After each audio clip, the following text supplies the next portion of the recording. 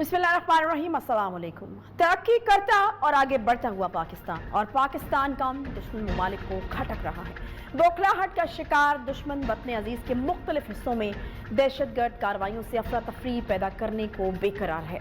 वज़ीरिस्तान हो या बलूचिस्तान, अमन और तरक्की दुश्मन को एक आंख नहीं भा रही है। कभी वज़ीरिस्तान में फोर्सेस को निशाना बनाया जाता है तो कभी बलूचिस्तान में वतन की रखवाली पर मामूर जवानों पर हमले किए जाते हैं। लेकिन जब इस सब के बाद भी दुश्मन अपने अज़ाइम में नाकाम हो जाता है तो सिविलियन आबादी को निशाना बनाया जाता है, आम लोगों को, मेहनत कशों और मजदूरों को निशाना बनाया जाता है। मजहबी मुनाफरत और फ़िरकावारियत फैलाने की कोशिशें की जाती हैं। दुश्मन हर वो हरबा इस्तेमाल करता है जो पाकिस्तान को कमज़ोर करने में उसकी मदद कर सके, मगर हर बार दुश्मन के अज़ाइम खाक में मिल जाते हैं। अब की बार दुश्मन ने अपनी बुज़दिलाना कार्रवाई के लिए लाहौर का इंतखाब किया और एक बार फिर से पसपा हो गया। जी हाँ, लाहौर जौहर टाउन धमाके के हवाले से आपको बताएं कि दहशतगर्दों की तलाश और इस वाक़े की तहकीकात के दौरान बड़ी बड़ी कामयाबियां देखने को मिली हैं। एक एक करके इस धमाके में मुलव्वस तमाम नेटवर्क पकड़ा जा चुका है, जो कि एक बड़ी कामयाबी है।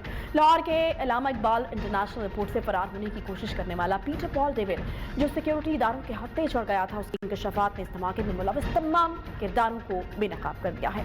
पंजाब पुलिस, सीटीडी और दीगर सिक्योरिटी इदारों की दिन रात की मेहनत रंग ले आई है और इस धमाके की मनसूबाबंदी और सहूलतकारी से लेकर के धमाके करने वाले शख्स तक को गिरफ्तार कर लिया गया है।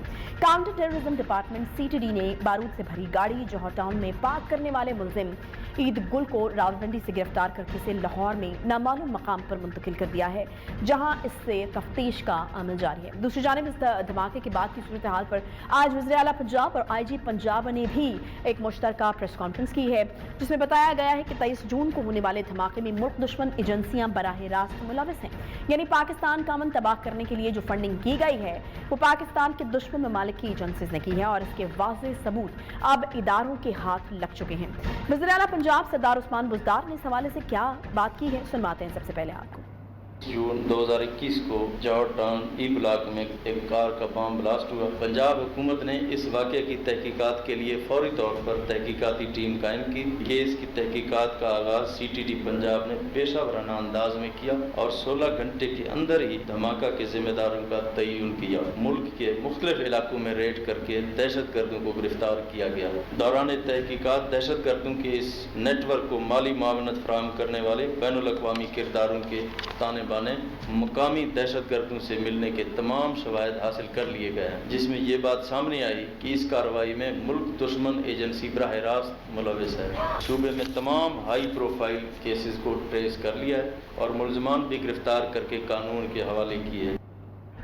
IG पंजाब इनाम गनी ने भी इदारों की जारी तहकीकात के हवाले से गुफ्तगू की। उनका कहना था कि मुल्क दुश्मन अनासर एजेंसीज का जिक्र इस वक्त मुनासिब नहीं है। मुल्क दुश्मन अनासर दहशतगर्दी के लिए लोगों को इस्तेमाल करते हैं। बहुत कलील वक्त में, चंद घंटे के अंदर अंदर हम उन लोगों तक पहुंच गए जिन लोगों ने ये गाड़ी हासिल की थी और जिस तरीके से हासिल की थी उस तक भी हम पहुंचे। हमने ये पूरे का पूरा नेटवर्क हमने उसको विद इन आवर्स अनर्थ कर लिया था। हमारे पास सारे डिटेल्स आ गए थे और हम गिरफ्तारियों वाले स्टेज में चले गए थे। ये गाड़ी 2010 में छीनी गई थी, 2011 में विद इन मंथ्स ये रिकवर हो गई थी और उसके बाद ये सुपुर्दारी पे थी। इसके पास सुपुर्दारी के डॉक्यूमेंट्स थे। तीसरा जो इसमें मुलजिम था वो उसका ओरिजिन तो KP की तरफ जाता है, लेकिन उसकी पैदाइश और उसका सारा कुछ यही पंजाब का है। हॉस्टाइल इंटेलिजेंस एजेंसीज का आपको पता है, हॉस्टाइल कंट्रीज का भी आपको पता है। सो मेरे ख्याल में यहाँ पे उसका उस तरीके से जिक्र करना बेहतर नहीं होगा। बहुत सारे एजेंट्स मिल जाते हैं बाकी बाहर मुल्कों में, स्पेशली मिडिल ईस्ट के ममालिक में, कि वो उनको फर्दर हायर कर लें और वो पैसों की खातिर जारी बात है कुछ भी कर सकते हैं और कुछ भी हो जाता है। बहुत ही कलील वक्त में उन लोगों की निशानदेही कर ली गई जहां से धमाके में इस्तेमाल होने वाली गाड़ी हासिल की गई थी और इस वाक़े के अहम किरदार जिसने पाकिस्तान में धमाके का सारा इंतजाम किया वो भी इस वक्त गिरफ्तार हो चुका है। गाड़ी बेचने वाला, गाड़ी खरीदने वाला, गाड़ी की मरम्मत करने वाला और सबसे बढ़कर ये कि गाड़ी में बारूदी मवाद नस्ब करने वाला दहशतगर्द भी गिरफ्तार हो चुका है, जो कि यकीनन एक बड़ी कामयाबी है। दूसरी तरफ आपको ये भी बताएं कि कराची में भी भारतीय खुफिया एजेंसी रॉ के एक बहुत बड़े और खतरनाक नेटवर्क को पकड़ा गया है, जो पाकिस्तान को गैर मुस्तहकम और बड़े शहरों में दहशतगर्द हमलों की मनसूबाबंदी कर रहा था। भारतीय खुफिया एजेंसी रॉ खुलकर पाकिस्तान में दहशत गर्दी फैला रही है, दहशत गर्द कार्रवाइयों के लिए फंडिंग कर रही है। मोदी सरकार अपनी काली करतूतों से बाज नहीं आ रही है और आलमी बरादरी भारतीय शरंगेजी का इस तरह से नोटिस नहीं लेती जैसे लिया जाना चाहिए। और ये लाहौर वाक़या उस वक्त पेश आया जब FATF इजलास जारी था और सब नजरें वहीं जमी हुई थी। उम्मीदें जाहिर की जा रही थी कि पाकिस्तान ग्रे लिस्ट से निकल आएगा, मगर इस वाक़े के बाद एक मरतबा फिर से पाकिस्तान को ग्रे लिस्ट में ही रखने का फैसला सामने आया। क्या इस धमाके का भी FATF इजलास से कोई ताल्लुक था? ये बहुत बड़ा सवाल है जिस पर बात होती रहेगी। बहरहाल लाहौर के इलाके जौहर टाउन में होने वाले धमाके में मुलव्विस जो अनासर गिरफ्तार हुए, इसी हवाले से तफसीलात जान लेते हैं। हमारे साथ मौजूद है जी हमाद असलम साहब, नुमाइंदा न्यूज़ के, जो इस धमाके के बाद होने वाली सारी पेशरफ्त को बड़ी बाखूबी जो है वो मॉनिटर करें। बहुत शुक्रिया हमाद ज्वाइन करने के लिए। मुझे ये बताइएगा कि अभी तक कहाँ तक पहुंची है इन्वेस्टिगेशन, कहाँ से आखिर ये लोग गिरफ्तार हुए? दावा ये किया जा रहा है कि बहुत जल्द जो है वो इस नेटवर्क की जो गिरफ्तारी है वो अमल में आई है। जी बिल्कुल, आज एक बड़ी कामयाबी CTD और दीगर सिक्योरिटी इदारों को मिली है और वो कामयाबी ये है कि लाहौर जॉर्ज टाउन दहशतगर्दी के वाक़े में मुलव्विस जो तमाम करदार थे वो गिरफ्तार हो चुके हैं। गाड़ी पहुंचाकर टाइम डिवाइस के ज़रिए धमाका करने वाला मुल्ज़म और दहशतगर्द ये रावलपिंडी से गिरफ्तार हुआ और इसके अलावा जो दीगर करदार थे जिनमें सबसे पहले गिरफ्तारी अमल में लाई गई वो पीटर डेविड पॉल था, जिसको कराची फरार होते हुए लाहौर एयरपोर्ट से गिरफ्तार किया गया और उसकी निशानदेही पर मंडी बहाउद्दीन में कार्रवाई अमल में लाई गई और सज्जाद नामी बंदे को पकड़ा गया। उसके बाद मर्दान से एक दहशतगर्द पकड़ा जाता है, उसका नाम ज़िया खान है। ये सारे करदार हैं जो इस दहशतगर्दी की कार्रवाई में मुलव्विस थे और लाहौर पुलिस, CTD पुलिस की तरफ से और दीगर सिक्योरिटी इदारों ने एक बड़ी कामयाबी हासिल की है और एक हफ्ते में तमाम मुल्ज़मान को गिरफ्तार कर लिया गया और इस वाक़े में मुलव्विस खुफिया एजेंसी, भारतीय खुफिया एजेंसी रॉ का मुलव्विस होने का इंकशाफ हुआ है। और इस हवाले से IG पंजाब की तरफ से पहले रोज जब धमाका हुआ था तब भी बता दिया गया था कि बैरूनी ताकतें मुलव्विस हैं इस वाक़े में, क्योंकि वो गैर मुल्की साख्ता मवाद था और उस मवाद के ज़रिए से पता चला जिसमें एक बड़ी दहशतगर्दी में 27 अफराद मुतासिर हुए थे, जिनमें से 3 अफराद बच्चे समेत शहीद हो गए थे, जबकि 24 अफराद ज़ख्मी हालत में अस्पतालों में ज़ेर इलाज है। और ये एक बड़ी बुज़दिलाना कार्रवाई थी और उसका टारगेट ये आम लोगों को, पब्लिक को टारगेट करना नहीं था, बल्कि IG पंजाब ने आज अपनी प्रेस कॉन्फ्रेंस में ये भी बताया। हाँ, एक और कहानी भी गर्दिश करती रही वो इस तरह से कि जब ये गाड़ी लाहौर में दाखिल हुई तो वहाँ पर चेकिंग हुई और तब कुछ भी नहीं निकला, फिर से सिक्योरिटी लैब्स बताया जाता रहा, लेकिन उसके बाद फिर ये कहा गया कि शायद उस वक्त बारूदी मवाद गाड़ी में मौजूद ही नहीं था। तो इस हवाले से क्या कंफर्म एक रिपोर्ट सामने आई है? ये बिल्कुल आज की होने वाली प्रेस कॉन्फ्रेंस में CM और IG पंजाब और वज़ीर कानून से सवाल किया गया था कि एक गाड़ी इतनी दूर इलाके से लाहौर शहर में पहुंचती है और मोटरवे का इस्तेमाल किया जाता है, कोई रोकने वाला नहीं, कोई टोकने वाला नहीं, और लाहौर में वो दाखिल हो जाती है गाड़ी। तो IG पंजाब इनाम गनी ने ये कहा कि हर गाड़ी को चेक करना मुनासिब नहीं होता, नहीं तो आधी मोटरवे आपकी ब्लॉक हो जाए और वो इंतजार में लगे रहे। लेकिन जिस गाड़ी को रोका गया वो एक बार नहीं 2 बार लाहौर शहर में आई, लाहौर शहर से बाहर गई और इस गाड़ी को मर्दान में तैयार किया गया और बारूदी मवाद इसकी डिग्गी में नस्ब किया गया और वो बारूदी मवाद डिग्गी में पड़े DS वो जो CNG सिलेंडर था उसकी किट में ये नस्ब किया गया था। और ये एक बड़ी कार्रवाई दहशतगर्दों की तरफ से अमल में लाई गई और बाबू साबू नाके पर वो गाड़ी रुकती है, कांस्टेबल चेक करता है और कांस्टेबल गाड़ी चेक करने के बाद बारूदी मवाद वहां से बरामद नहीं कर पाता, ना ही निशानदेही कर पाता है और गाड़ी को जाने की इजाजत देता है, जिसके बाद दहशतगर्द अपना टारगेट और अपना अहदाफ हासिल करने के लिए जॉर्ज टाउन पहुंचता है और वहां पर डिवाइस के जरिए ये ब्लास्ट होता है। तो इसमें एक और बड़ी अहम बात है कि ये गाड़ी 2010 में डकैती हुई थी और ये 2010 के बाद बरामद की गई IG पंजाब के मुताबिक, लेकिन ये 10 साल चोरीशुदा गाड़ी, टेम्पर्ड गाड़ी लाहौर नहीं बल्कि पूरे पाकिस्तान के मुख्तलिफ शहरों में घूमती रही है। अच्छा, हम आपको ये बताएगा पहले क्यों नहीं बरामद किया? वक्त हमारे पास कम है, मैं जानना चाह रही हूँ कि ये जो लोग मुल्ज़िमान गिरफ्तार हुए हैं कोई हिस्ट्री है इनकी, किसी तहरीक से इनका ताल्लुक है या किसी नोन जमात से इनका ताल्लुक है या पहली कार्रवाई थी इनकी, कुछ पता चल पाया इनके बारे में? بالکل اس کارروائی میں بھارتی خفیہ ایجنسی نے یہ ایجنٹ انگیج کیے اور ان ایجنٹس کے ذریعے ایک بڑا ٹائم ڈیوائس کے ذریعے دھماکہ عمل میں لایا گیا، اور یہ جو لوگ ہیں ان کے جو آج گاڑی ٹارگٹ تک پہنچانے والا، ٹائم ڈیوائس کے ذریعے دھماکہ کرنے والا عید گل نامی جو دہشت گرد تھا، اس کے والد کے حوالے سے انکشاف ہوا ہے کہ اس کا نام 4 شیڈول میں شامل تھا، جبکہ یہ 3 اس کے بیٹے تھے جن میں ایک عید گل ہے اور 2 دوسرے ہیں، تینوں کو حراست میں لے لیا گیا ہے، اور دہشت گرد عید گل کے حوالے سے مزید انکشاف ہو رہے ہیں کہ اس کو بھارتی خفیہ ایجنسی را کی طرف سے سلیپر سیلز کے طور پر استعمال کرنا تھا، جس کے بعد گاڑی کو وہاں پر پہنچایا گیا، اور اس میں ضیاء خان، سجاد اور دیگر خواتین کے حوالے سے بھی انکشاف کیا گیا آئی جی پنجاب کی طرف سے۔ جی بہت شکریہ حماد اسلم ہمارے ساتھ موجود ہے۔ یقیناً ایک یہ قابل تحسین قسم کی جو ہے وہ کارروائی ہے پنجاب حکومت کی طرف سے، اور آئی جی پنجاب بھی آج پریس کانفرنس میں موجود تھے، تو یقیناً پولیس کو بھی اس کا کریڈٹ جاتا ہے کہ اتنے کم عرصے میں جو ہے وہ ماسٹر مائنڈ کے ساتھ ساتھ باقی تمام لوگ جو اس مذموم کارروائی میں ملوث تھے ان کو بھی گرفتار کیا گیا، اور یقیناً یہ ایک بڑا کلیئر میسج بھی ہوگا کہ ہمارے ہاں جو سیکیورٹی ایجنسیز ہیں، جو ملک کا دفاع کرنے والے تمام لوگ ہیں، وہ بالکل الرٹ ہیں، اور ان کی نظر سے اس طرح کے عناصر جو ہیں وہ بچ نہیں سکتے۔ ایک چھوٹا سا یہاں پر بریک لیں گے، بریک کے بعد واپس آتے ہیں، ساتھ رہیے۔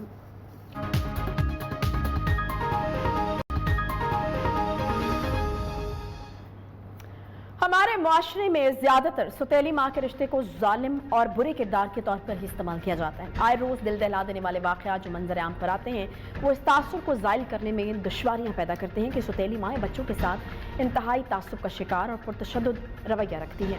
یہ حقیقت بار بار ہم پر آشکار ہوتی ہی رہتی ہے کہ گھریلو تنازعات، معاشی مسائل اور خاندانی اختلافات آئے روز کتنی زندگیاں تباہ کر دیتے ہیں۔ بہت سے والدین اپنے کم سن بچوں کو اپنی ہاتھوں سے قتل کر دیتے ہیں۔ ایسے والدین کو سنگ دل کہنا ہے یا مجبور، مدعا تعلیم نہ ہونے پر ڈالنا ہے یا حکومتی سرپرستی نہ ہونے پر، ذمہ داری اور ذمہ دار کا تعین کیسے ہونا ہے یہ تو معلوم نہیں، مگر یہ حقیقت ہے کہ اب ایسے واقعات میں غیر معمولی اضافہ دیکھنے میں آ رہا ہے۔ آئے روز ایسے ہولناک اور انناک قصے سامنے آتے ہیں کہ عقل دنگ رہ جاتی ہے۔ انسان محض سوچتا ہی رہ جاتا ہے کہ آخر یہ نوبت آئی کیسے ہوگی، کوئی اتنا بے رحم کیسے ہو سکتا ہے، کوئی اتنا سفاک آخر کیسے ہو سکتا ہے۔ جی ہاں، سوتیلی ماں کے ہاتھوں 2 کم سن بہن بھائیوں کے قتل کے ایک ایسے ہی واقعے نے ایک بار پھر سے جھنجھوڑ کر رکھ دیا ہے۔ رائے گنج میں سوتیلی ماں نے کرنٹ لگا کر 2 معصوم بچوں کو قتل کر دیا ہے، جس کے بعد علاقے بھر میں فضا سوگوار ہے۔ 6 سالہ ابوذر اور 4 سالہ عمان شہزادی کی جن کی ماں کا انتقال ہو چکا ہے، ان کا باپ اپنے بچوں کو پڑھانا لکھانا چاہتا تھا کہ اس کے ننھے پھول اسکول جائیں، پڑھیں لکھیں اور زندگی میں آگے بڑھیں، مگر اس کی دوسری بیوی معصوم بچوں کی سوتیلی ماں کو بس فکر یہ تھی کہ بچے اسکول جائیں گے تو گھر کے کام کاج آخر کون کرے گا۔ اسی بات کو لے کر کے معصوم بچوں کے والد خرم اور ان کی سوتیلی ماں انیلا کے درمیان لڑائی جھگڑا شروع ہوتا ہے، اور اسی دوران جب باپ گھر سے باہر تھا تو صفاک پتھر دل سوتیلی ماں نے 6 سالہ ابوذر اور 4 سالہ عمان کو کرنٹ لگا کر قتل کر دیا، اور قتل کرنے کے بعد اپنے پہلے شوہر سے پیدا ہونے والے بیٹے کو لے کر فرار ہو گئے۔ اس واقعے کی FIR تو درج ہو چکی ہے، پولیس کارروائی بھی چل رہی ہے، مگر کیا مزید پیش رفت ہوئی ہے؟ ابھی تک انیلا کی گرفتاری کیوں نہیں ہو سکی ہے؟ اسی پر بات کریں گے اور جانیں گے کہ آخر انیلا کو بچوں کے اسکول جانے سے کیا مسئلہ تھا۔ یہ تو کوئی اتنی بڑی خواہش نہیں تھی۔ ہمارے ساتھ موجود ہیں بچوں کے والد خرم، جو اس وقت بے پناہ کرب میں مبتلا ہیں، اور یقیناً میں ان کے حوصلے کو داد دیتی ہوں کہ اس وقت وہ ٹی وی پر ہمارے ساتھ بیٹھے ہیں اور بات کر رہے ہیں۔ خرم صاحب، میرے پاس الفاظ نہیں ہیں اس کرب کے لیے، اس دکھ کے لیے، اس تکلیف کے لیے جو کہ آپ اس وقت محسوس کر رہے ہیں، یقیناً الفاظ میں بیان ہی نہیں کیا جا سکتا۔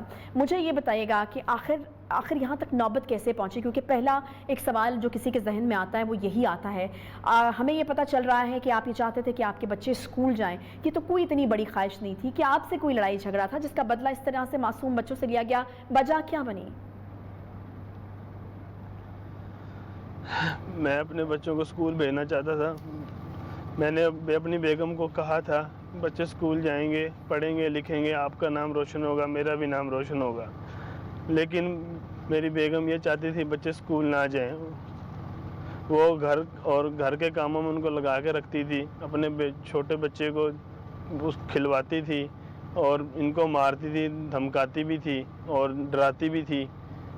میں صرف اسکول بھیجنا، میں نے بچوں کو اپنی بیگم کو یہ کہا تھا مجھے کل منڈے والے دن بچوں کو اسکول ایڈمیشن کروانا ہے، آپ کی مہربانی آپ میرے ساتھ چلیں، بازار سے ہم ان کے لیے اسکول بیگ اور جیومیٹری باکس، ٹفن باکس اور کچھ اسٹیشنری کا سامان لے آتے ہیں، تو اس نے صاف جانے سے انکار کر دیا۔ تو میں پھر گھر سے باہر چلا گیا کسی کام سے، تو پیچھے سے اس نے میرے بچوں کو کرنٹ لگا کے قتل کر دیا، نہ حق میرے بچوں کو قتل کیا ہے۔ خرم صاحب، بے شک اس نقصان کا کوئی ازالہ نہیں ہو سکتا، حوصلہ رکھیے، اللہ تعالیٰ نے یقیناً اس کے بعد آپ کے لیے کوئی اجر رکھا ہوگا۔ اولاد کی آزمائش کہتے ہیں دنیا کی سب سے بڑی آزمائش ہوتی ہے، اور آپ اس وقت اس آزمائش سے گزر رہے ہیں، اللہ تعالیٰ آپ کو صبر دے۔ اچھا، مجھے یہ بتائیے گا کہ کیا یہ خاتون کچھ پڑھی لکھی تھیں یا بالکل ان پڑھ تھیں، جن کو بالکل کوئی تعلیم کی اہمیت کا علم نہیں تھا؟ اور دوسرا یہ کہ جب مطلب آپ نے کبھی کوئی اس کے حوالے سے کوئی ایکشن لیا، کیونکہ آپ نے کہا کہ بچوں کو ڈرایا دھمکایا جاتا تھا، آپ تو ان کے اصل باپ تھے، آپ نے کبھی کوشش کی کہ اس کو سمجھایا جائے کہ بچوں کے ساتھ اس طرح کا سلوک نہ کیا جائے، یا پھر کوئی ایکشن لیا جائے اس کے برے رویے پر؟ جی، میری بیگم نے BCom کیا ہوا تھا پنجاب یونیورسٹی لاہور سے۔ اچھا، ٹھیک ہے، اور جب بچوں کو ڈراتی تھی اور دھمکاتی تھی، میں اس کو خود سے بھی ہینڈل کرنے کی کوشش کی ہے، اس کے ماں باپ کو بھی بتایا ہے آپ کی بیٹی اس طرح میرے بچوں کے ساتھ رویہ رکھتی ہے، لیکن انہوں نے اس چیز کا کوئی رسپانس مجھے نہیں دیا، بلکہ مجھے ہی کہتے تھے آپ غلط ہو، ہماری بیٹی کبھی ایسا کر ہی نہیں سکتی۔ اس کے مطلب جو ماں باپ بہن بھائی جو تھے اس کے مجھے ہی کہتے تھے آپ غلط ہیں، آپ غلط ہو، ہماری بیٹی اس طرح کر نہیں سکتی، ہماری بیٹی اس طرح کر نہیں سکتی، لیکن اس کے باوجود ان کی بیٹی اگلے دن مزید زیادہ سے زیادہ اس طرح کام کرتی تھی کہ بچوں کو زیادہ ڈراتی تھی، دھمکاتی تھی اور ان کے ساتھ لڑائی جھگڑا رکھتی تھی۔ میں تو بس اس کو سمجھا ہی سکتا تھا، اس کو سمجھاتا رہا ہوں، آخری دن تک اس کو سمجھاتا رہا ہوں، لیکن اس نے میری کوئی بات نہیں سمجھی۔ خرم صاحب کبھی کیا پرابلم کیا تھا انیلا کا؟ کیا کبھی انیلا کے رویے سے یا اس کی حرکات و سکنات سے آپ کو لگا تھا کہ نوبت اس نہج پر پہنچ جائے گی کہ وہ آپ کے بچوں کو جان سے ہی مار ڈالے گی؟ نہیں، اس طرح کی کوئی کبھی مطلب نہیں ہوا۔ میں نے جس دن یہ سنڈے والے دن صبح 10 بجے بھی یہی کہا تھا اس کو، ہم بازار جاتے ہیں بچوں کے لیے یہ بیگ وغیرہ لے آتے ہیں، تو اس وقت بھی اس نے کہا میں نے نہیں جانا، لیکن میں خاموش ہو گیا۔ میں کہا ٹھیک ہے، اس نے نہیں جانا، کوئی بات نہیں۔ اس وقت بھی کوئی زیادہ گرما گرمی ہمارے درمیان نہیں ہوئی، ایسی کوئی بات نہیں تھی کہ اس نوبت تک یہ بات پہنچتی، اس طرح کا کوئی وہ قدم اٹھاتی، یا اگر مجھے یہ پتہ ہوتا اتنی زیادہ ہمارے درمیان گرما گرمی ہوتی تو میں گھر سے باہر کیوں جاتا اپنے بچوں کو چھوڑ کر۔ اچھا، مجھے یہ بتائے گا کہ ابھی تک پولیس نے کہاں تک انویسٹیگیشن کی ہے یا تحقیقات کی ہیں اس حوالے سے؟ کچھ بتایا آپ کو کیوں نہیں گرفتار ہو رہی، کہاں گئی؟ کچھ آپ نے کوئی کلو دیا پولیس کو؟ جی، میں پولیس کی کارروائی سے مکمل مطمئن ہوں۔ انہوں نے مجھے ابھی بھی تقریباً 9:30 بجے کال کی تھی، سب انسپیکٹر صاحب ہیں، انہوں نے مجھے بلایا تھا کہ آئیں ہم جا کے ان کے جہاں جہاں ان کے رشتہ دار ہیں یا ان کے گھر ہیں رہنے والے، ان کے جا کے ہم ریڈ کرتے ہیں، ان کو پکڑتے ہیں۔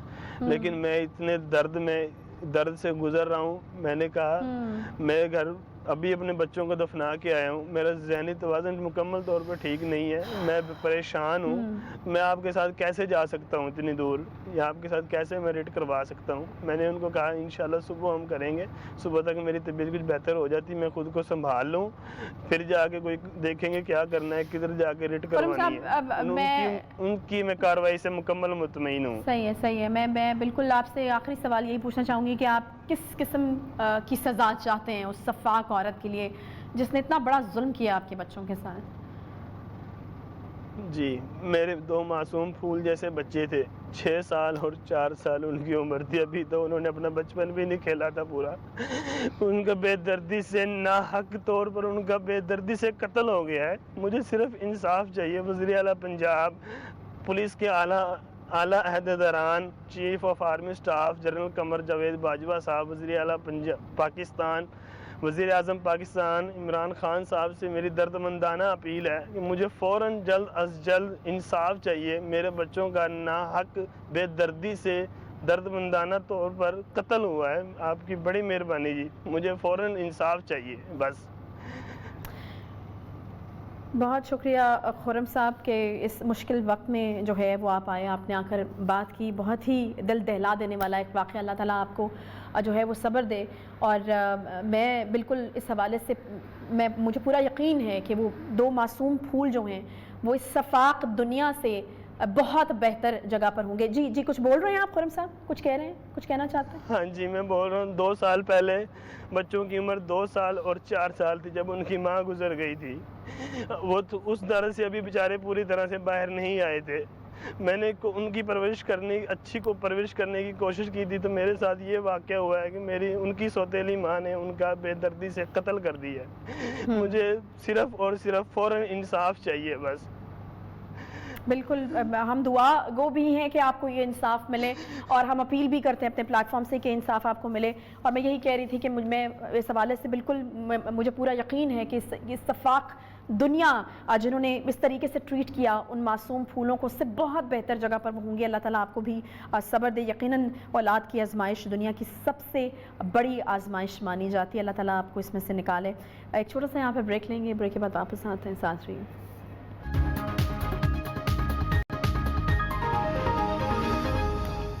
Welcome back. P T I کی حکومت آئی تو وزیراعظم عمران خان نے ویژن میں کنسٹرکشن انڈسٹری کو خاص اہمیت دی. کنسٹرکشن انڈسٹری کو مراعاتی پیکیجز دیے گئے. سیمنٹ اینڈ اسٹیل کے علاوہ تمام مٹیریل پر ود ہولڈنگ ٹیکس ختم کیا گیا. ایمنیسٹی اسکیم کا اجرا ہوا. سرمایہ کاری پر ذریعہ آمدن نہیں پوچھا جائے گا, یہ بھی کہا گیا. بلڈرز اور ڈیولپرز کے ساتھ ساتھ خریداروں کو بھی سہولت ملے گی. کنسٹرکشن انڈسٹری کی بدولت انویسٹر کو ٹیکس نیٹ پر لایا گیا. پراپرٹی سے حاصل آمدن پر فکس ٹیکس رکھے گئے. نیا پاکستان ہاؤسنگ اسکیمیں متعارف کروائی گئی. نیا پاکستان ہاؤسنگ اتھارٹی کے کم لاگت والے گھروں کے لیے ٹیکس کو 90% تک کم بھی کیا گیا. اور پھر یوں ہوا کہ اسی کنسٹرکشن انڈسٹری سے اکانومی کو بوسٹ ملا. کورونا سے جہاں ساری معیشت مشکلات کا شکار تھی, وہیں کنسٹرکشن انڈسٹری نے معیشت کو بہت سہارا دیا. اور اب رواں سال کے بجٹ سے متعلق سامنے آنے والی خبروں کے مطابق حکومت اس سال پراپرٹی پر نئے ٹیکسز لاگو کرنے جا رہی ہے. رواں سال پراپرٹی ٹیکس پر مجموعی ہدف جو ہے وہ 14 ارب 66 کروڑ روپے تھا, اور اب اس بار گزشتہ سال کے مقابلے میں 8 ارب 32 کروڑ روپے کا اضافی ٹیکس وصول ہوگا. اور یہ پراپرٹی ٹیکس براہ راست پراپرٹی مالکان سے ہی وصول کیا جائے گا, جس میں گھریلو اور کمرشل صارفین شامل ہوں گے. اس کے ساتھ ساتھ موجودہ سال کے فائنانس بل میں مزید نئے طریقے سے ٹیکس لگائے جائیں گے. فیڈرل بورڈ آف ریونیو کی جانب سے دیے گئے پروپوزل کے مطابق بجٹ کے اندر پراپرٹی سیل پر گین ٹیکس کو عوام کی ریگولر انکم کا حصہ بنا دیا جائے گا, جس طرح سے ٹیکس کی جو شرح ہے وہ بڑھ کر 35% تک ہو جائے گی. شرح ٹیکس کے بڑھ جانے سے پراپرٹی خرید و فروخت کا کاروبار ٹھنڈا پڑ جائے گا. معیشت میں اہم رول پلے کرنے والی معیشت ڈوبے گی یا نہیں, یہ بڑے اہم سوال ہیں. اسی حوالے سے بات کرنے کے لیے ہمارے ساتھ موجود ہیں جی general secretary real estate consultant association احسن ملک صاحب. بہت شکریہ احسن ملک صاحب. احسن ملک صاحب, یہ سب سے پہلے تو آپ عام آدمی کے لیے یہ سمجھائیے کہ شک 37 اور 300A ہے کیا؟ بسم اللہ الرحمن الرحیم. عائشہ, سیکشن 37 گین ٹیکس کی ایک کلاز ہے جس میں کہ جو بھی سیلر ہوتا ہے وہ 2 طرح کے ٹیکس پے کرتا ہے پراپرٹی کو سیل کرتے ہوئے. ایک تو وہ 236C پے کرتا ہے at the time of property transfer, جس کو 236C کہتے ہیں, اور جو اس کا ریمیننگ پارٹ رہ جاتا ہے وہ جب اپنی سال کے اینڈ میں اپنی ریٹرن فائل کرتا ہے, اس میں وہ سیکشن 37 کے تحت اپنے ڈیوز کہہ لیں, آپ اپنی ایڈجسٹمنٹ کہہ لیں, وہ تب سیٹل کرواتا ہے. اس سے پہلے جو رجیم چل رہی تھی وہ رجیم میں اس میں ڈیفرنٹ سلیب سے آن ڈیفرنٹ گینز, بٹ اس دفعہ تو ماشاءاللہ جو پرائم منسٹر کی معاشی ٹیم ہے اس نے کوئی ایسی ہی چیز انوینٹ کر دی کہ جو پوری دنیا میں اس سے پہلے کہیں پہ نہیں اس کی ایگزامپل اویلیبل. مطلب آپ کی ادر انکم کو, ریگولر پراپرٹی کی گین کی انکم کو کلب کر کے آپ کو ٹیکس چارج کیا جائے گا. ہم نے اس کو بہت اپوز کیا, ہماری ایسوسی ایشن نے, ہماری فیڈریشن نے, تمام پلیٹ فارم سے. بٹ سب سے بڑی جو پرابلم ہے, دردناک بات ہے, وہ یہ ہے کہ یہ تمام ادارے بشمول وزیر اعظم سیکریٹریٹ کے, پریزیڈنٹ سیکریٹریٹ کے, چیئرمین FBR, اس کے بعد وزیر خزانہ, SA to PM, تمام جگہوں پہ ہم نے بجٹ تجاویز دی گئی جو کہ شاید ہمیشہ کی طرح ردی کی ٹوکری میں چلی جاتی ہیں, ان کو انڈر کنسیڈریشن نہیں لیا جاتا. ایک بابو جو سرکاری ملازم بیٹھا ہوتا ہے اس کے دماغ میں جو ایک طرح آتی ہے وہ پبلک کے اوپر امپلیمنٹ کرنے کے لیے. ہاں احسن ملک صاحب, مجھے یہ بتائیے گا, آپ نے کہا کہ ٹھیک ہے آئیڈیا آپ لوگوں کی طرف سے دیا گیا, کچھ مشورے دیے گئے, ردی کی ٹوکری کی نظر ہو گئے, لیکن یقیناً اس کا کوئی ریئیکشن تو ہوگا نا, اس کا کوئی نقصان بھی ہوگا. جو پراپرٹی کی جو خرید و فروخت کا کاروبار ہے وہ بھی ٹھنڈا پڑ جائے گا، جس سے obviously معیشت کو بھی نقصان پہنچے گا.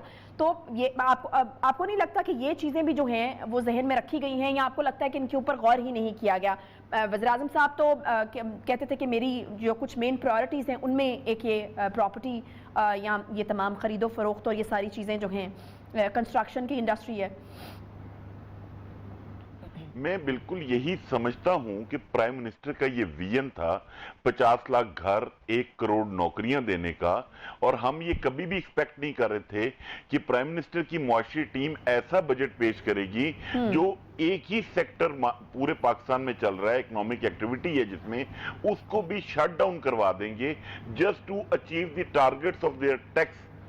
لیکن اب اس کے اندر میں ابھی بھی مجھے یہ ہوپ ہے کل یہ بجٹ پاس ہونا ہے، کیونکہ S A to P M doctor Waqar Masood سے کافی دفعہ بات چیت ہوئی، ان کو ریکویسٹ کی، ان کو بتایا اس کے نتائج کا.